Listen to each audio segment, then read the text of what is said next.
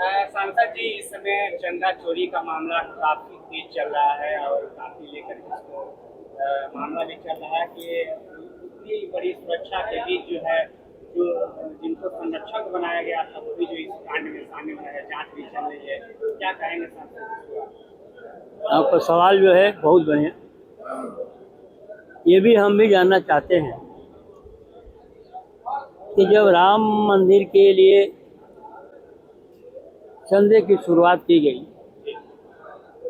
तो भारत के करोड़ों परिवार के लोगों ने जो है चंदा देने का काम किया था। एक आस्था का प्रश्न था कि भगवान राम का मंदिर बनेगा। हम लोग के मन में था कि भगवान राम का मंदिर बनेगा, हम लोग पूजा पाठ करेंगे। इसकी शुरुआत जो है इन्होंने कई साल पहले किया था।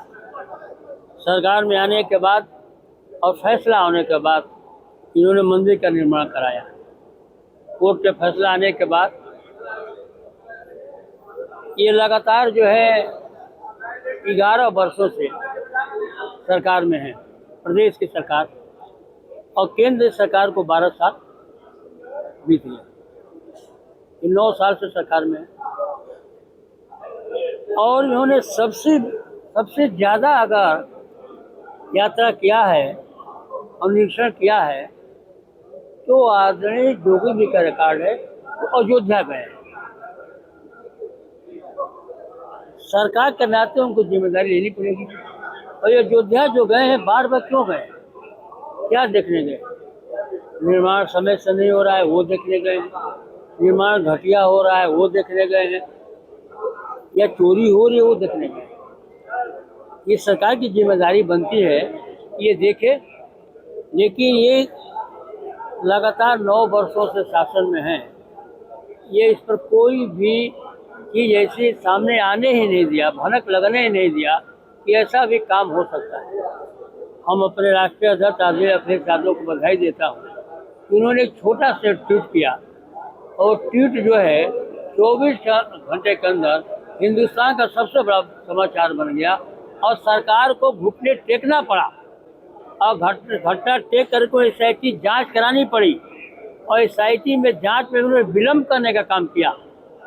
जांच की पूरी स्क्रिप्ट जो है जांच करने वालों से पहले लिखी गई और उसके बाद से उसमें जांच रिपोर्ट आई। चपरासियों, झाड़ू लगाने वाले को, काम करने वालों को, बाबुओं को, ड्राइवरों को फंसाया गया और जो मूल उसकी में है, जो ट्रस्ट के अध्यक्ष है, उनको बचाने का काम किया। योगी जी कह रहे हैं कि लोग राम मंदिर की बात करते हैं, अयोध्या की बात करते हैं, इन्हीं लोगों के राजकाज में रामगढ़ी में नमाज पढ़ी गई।